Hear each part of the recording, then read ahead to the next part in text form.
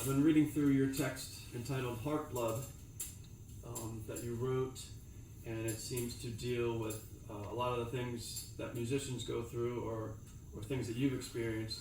When was that? I believe, let me see when it was published. So it looks like it was published in 94, so going back to the 90s. Mm-hmm. So yeah, I have some points and some things to take out of it for discussion. Here in chapter 8, what you're calling heart or art, you say, organization is key to works of genius. Such a degree of organization is superior or more advanced than, or harder to learn or acquire than, what may be recognized as being normal or even gifted. How much more can be said of those musicians or creators as I am, who organize, produce, or create spontaneously or instantaneously? And a question I had was how does one cultivate or work towards cultivating this, what I'm kind of hearing as like an inner organization?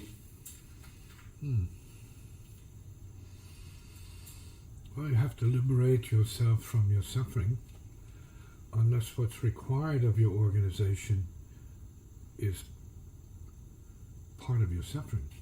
See? So if you could use your suffering properly, see, rather than react to it or allow it to make you less creative, then you might be on the right path, because ultimately, as a creator, you have to use everything for your transformational creative expression.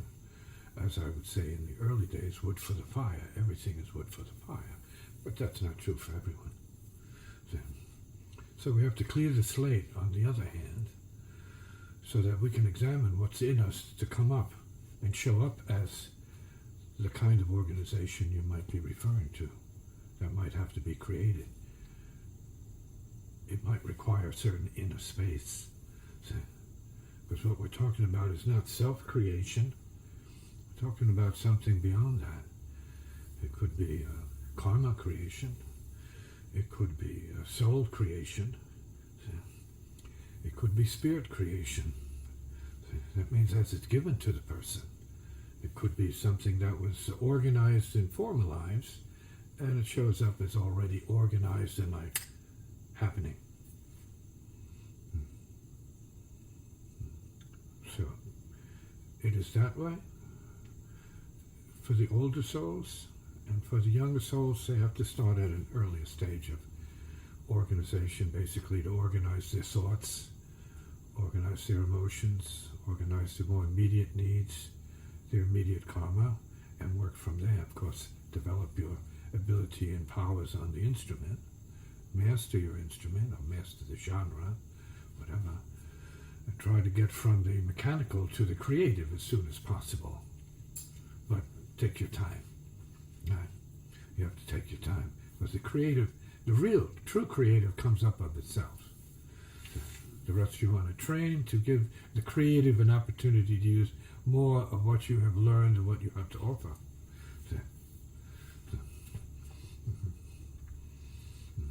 Because the whole universe is organized. It's an organization. Believe it or not, it's organized. It's organized to be chaotic, to be beautiful,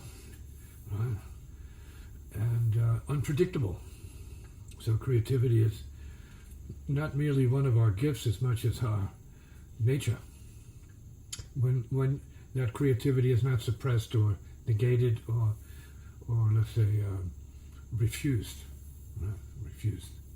So how do you refuse the power of the creative? By being a neurotic sometimes and shutting it off, being so self-obsessed, or possessed, that the real creative or the spiritual is in the waiting.